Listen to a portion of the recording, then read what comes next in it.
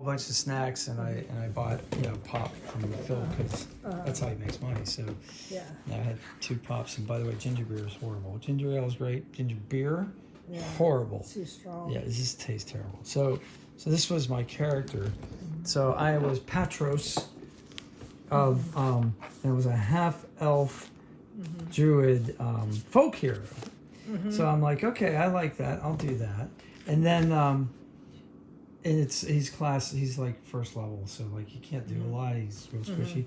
But I could take a spell, so I took talks with animals, right?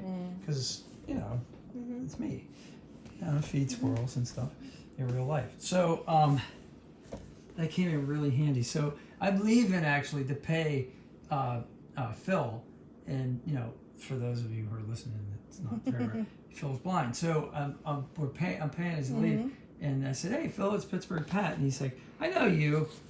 I said, "Oh, you recognize my voice now?" He's like, "Yeah, I heard you singing." And I'm like, "So."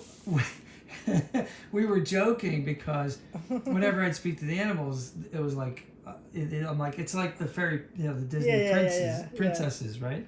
So we had there was a collapsed tower that had been sabotaged, they thought.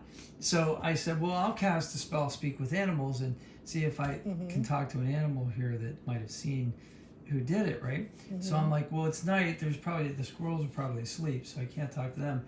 And the dungeon master, Michael, he's like, well, there's an owl. And I'm like, oh, okay. So I'm like, who knocked down the tower? Who? And he's like, and of course the rest of the party, all they hear is whoo, and the owl's like, it was the guy doing this. A hand, come out and do it. And I'm like, a hand, like an unattached hand, like a disembodied hand. He's like, so that's a mage hand. That's a spell. So like that's not So that was a pretty common spell. But anyway, so we do that, and then later the talking with animals. There's these horses that are sick, and one of them's like laying down on the ground. The other one, so we run up, and so I cast. Speak with animals, so I'm talking to the horses, and the one's like, my stomach hurts. My stomach hurts so bad.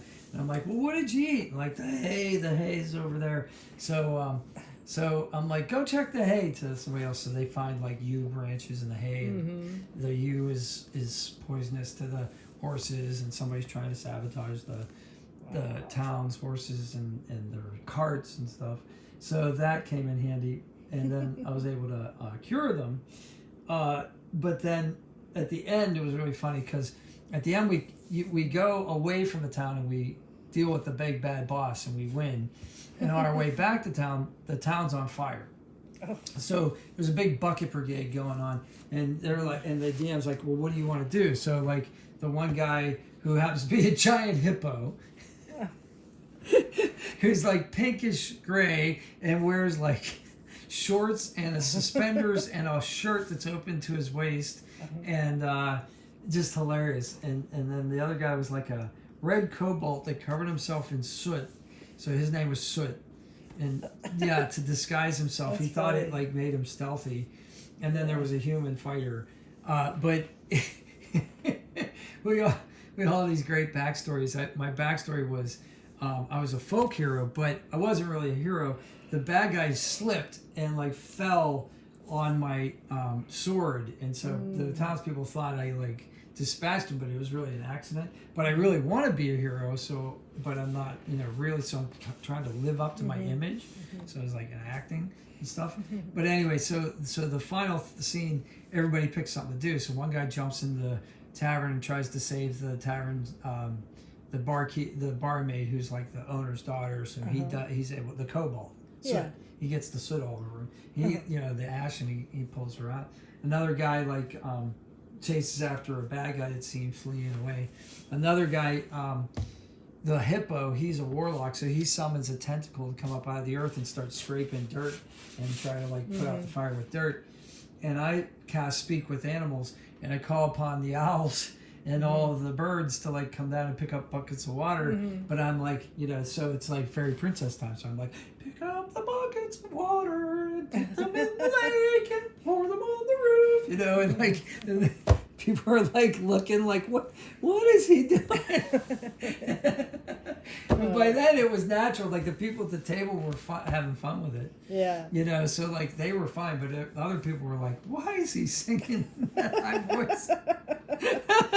And then Phil at the end's like, "Yeah, I heard you singing over there," and I'm like, "What? You mean pick up the water and pour it on the fire?" And like he's like, "Yeah, that was it." Oh my gosh. Oh, it was so much fun role playing. You can't tell, like, nobody has ever sang before? I have no idea. We were acting like Yeah. I was acting like Yeah. from the get. Yeah. And then